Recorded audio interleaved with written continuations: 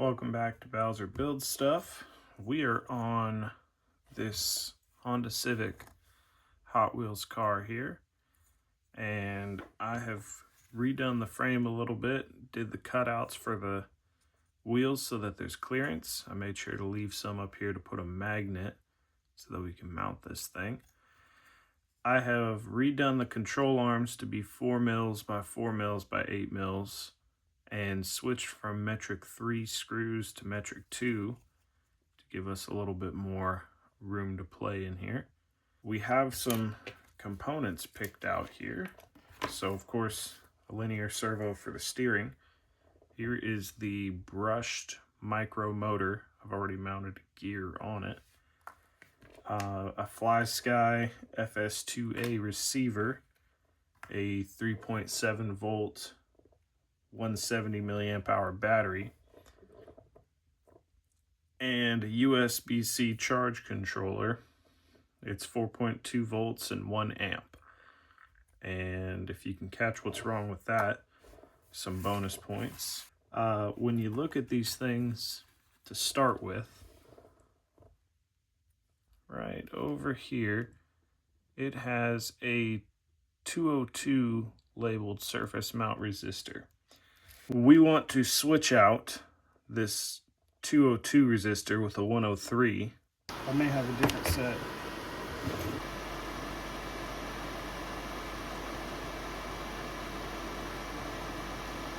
There we go. Shut that off. There's a little, oh, can you see that? There we go. It's not gonna focus, is it? There's a little surface mount resistor. Pop that thingy off.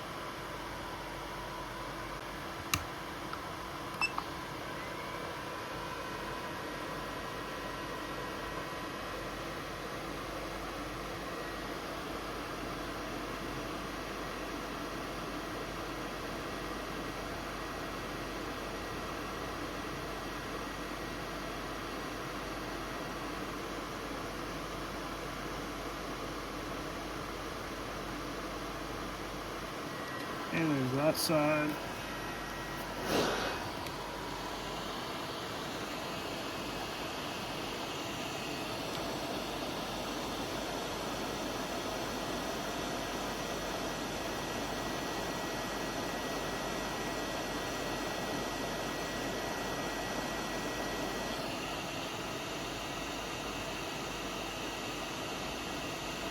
There's that side. And we're surface mounted. So now we can take this thing and test that 103 chip, or that 103 resistor. And let me slide that into the view. We're looking at 9.9 kilo ohms. So that's just shy of 10,000. So we can hook a JST plug to this charge controller and then measure the current coming off of it and make sure it works for what we want. Okay, I got the solder fan going.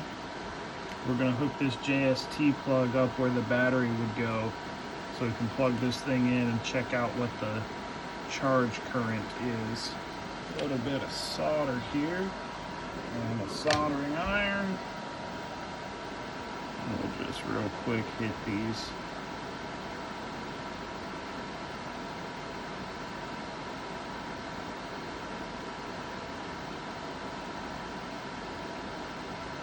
Nope, that didn't do it. There we go. I like that better. You got to get everything heated up good, otherwise you'll just drop a ball of solder and make a cold joint. I'm not speaking from experience or nothing.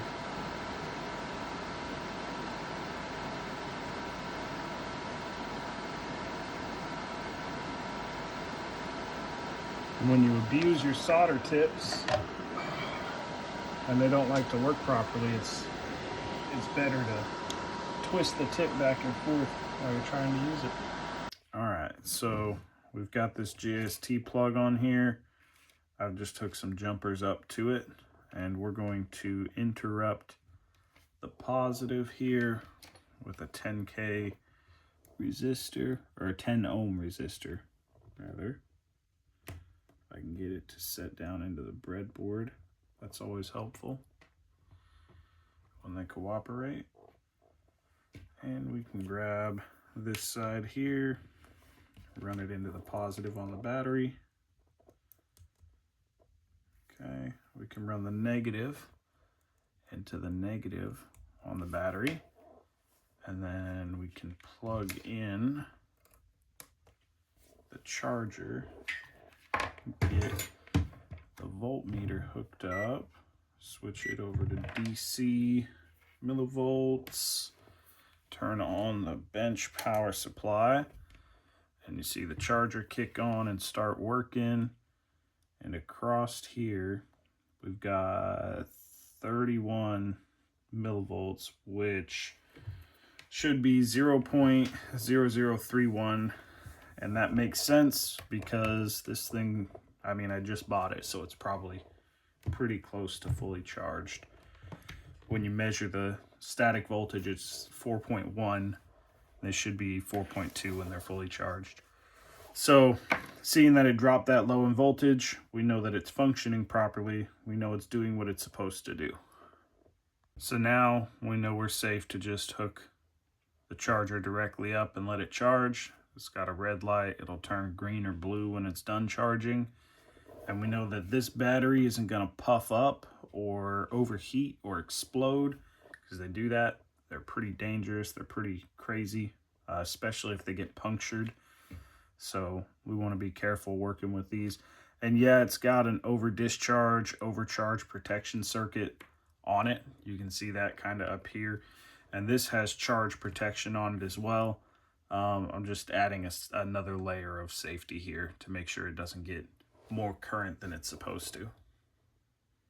So back on the Civic build, we're going to use this linear servo. I need to put some gears on it so that it doesn't just run free when we turn it on. But we're up against some pretty tight space here, and I'm thinking about popping these corners off, cutting them off, and just hot gluing this thing in place. So I think I'm just going to take some pliers and cut the corners. It'd be better to use a rotary tool. If mine were charged and somewhere that I could find it, I'm sure that's what I'd be doing. But for now, this will do. Make things a little tighter, a little closer. Yeah, look at that. We can give it just enough clearance for those arms to swing. And then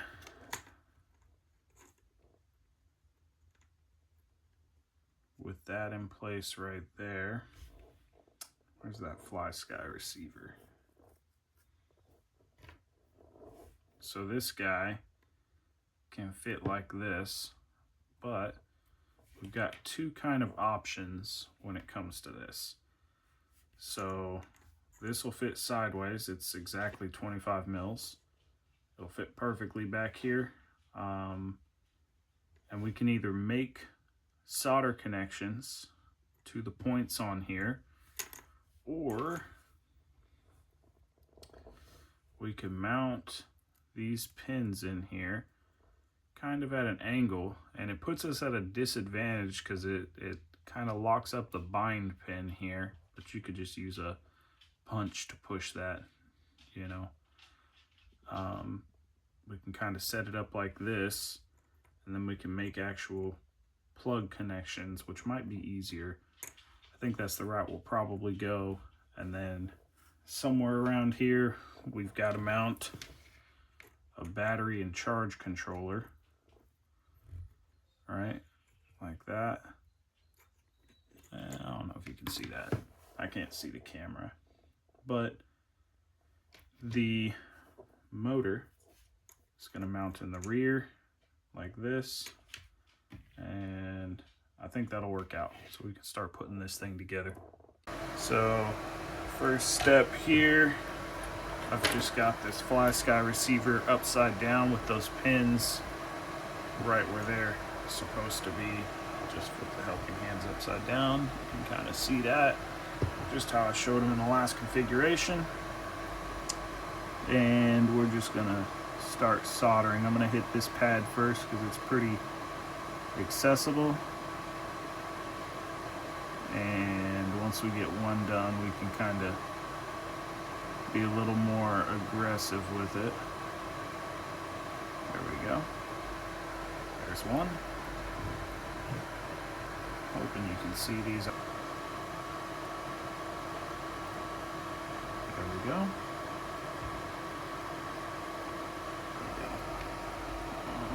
Touch up that one too. All right, cool. So there's that, all soldered together, and looks kind of like a turret or something. But we can still hit the bind button, bind pin. It's not being pressed by the pins here, and then we can make our connections as needed. Let's see here. The signal wire is going to have to go down because this is a funky configuration. So now we've got FlySky receiver connected to the battery as well as to a linear servo. We've got a controller and we're going to turn it on and we can test out this servo, make sure that the receiver is functioning the way that it's supposed to. Let's try trimming some of the steering. Yeah, that's working.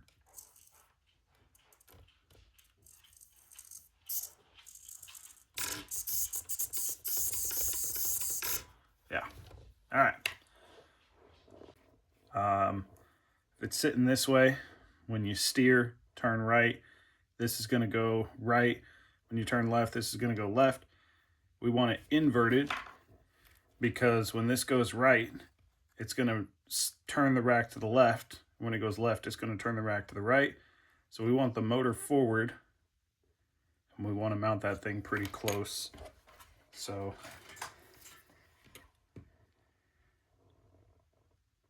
just start with a little dab.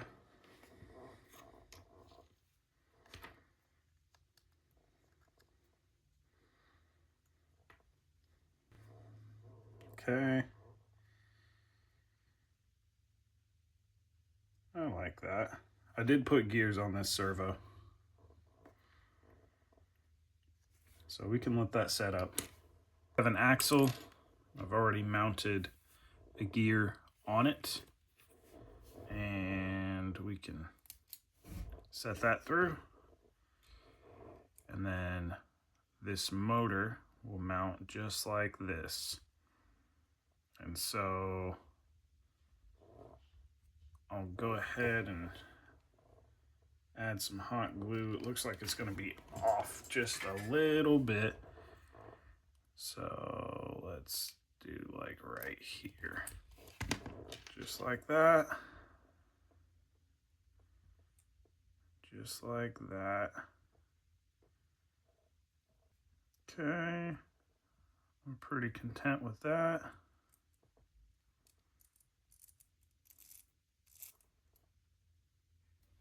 I'm gonna add a little bit more.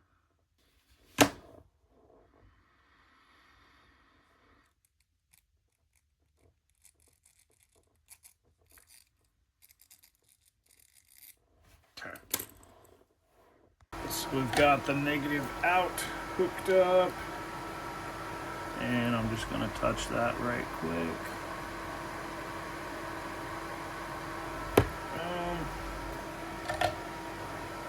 Positive out. Let's hook that up. Bend it over a little bit so that it sticks in there. And let's touch that real quick. Whew. We want that sitting at the right angle anyway.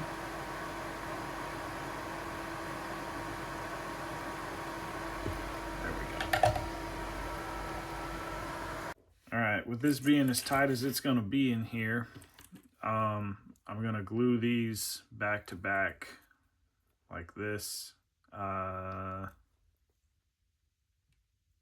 probably make sure, because there's no protruding points other than those two for the wire, I'll run those up near the charge control circuit here rather than near the body of this, and I'll make sure to add plenty of space here so that it's, you know, there's a good layer of hot glue in between the battery and the controller. It's not going to experience much jostling around or impact once we secure it, but just to be safe, let's go ahead and add a little bit of hot glue along here.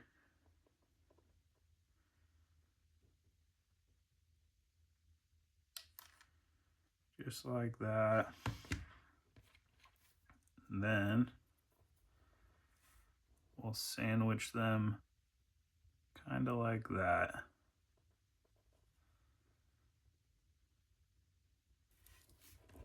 And then I'm going to come along the edge here. I'm going to hit these points at the top so that there's no way we can experience a short. I'm going to come along the side here and just kind of build that up.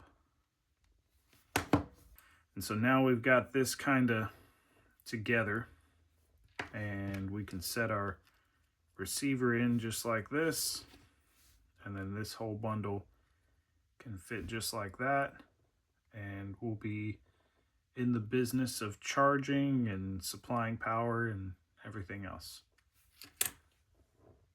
So I just mounted the ESC up here, and it's running to the motor. So we have the wires running to here, wires running all the way over here. They're way too long. I gotta trim them down, and then we can plug in the motor. All right, I've gone ahead and shortened the leads. It was just cut solder shrink tube. I've got a 9-volt hooked up to the power supply here, and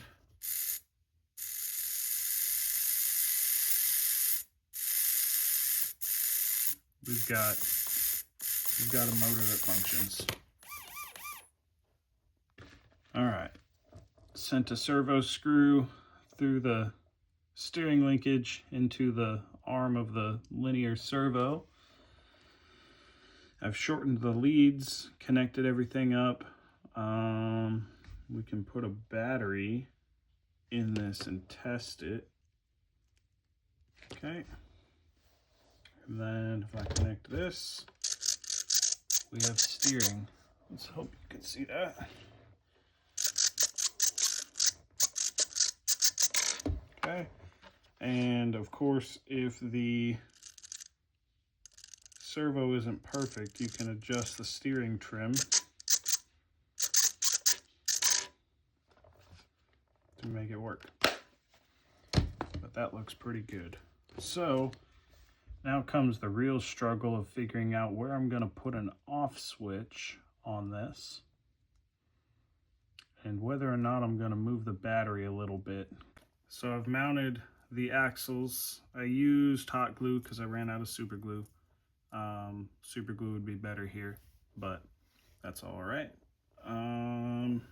Battery, let's give this thing some power and kind of take a look.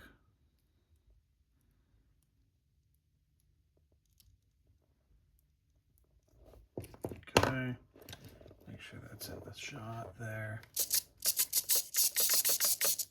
it's got good steering motion, and the motor does its thing.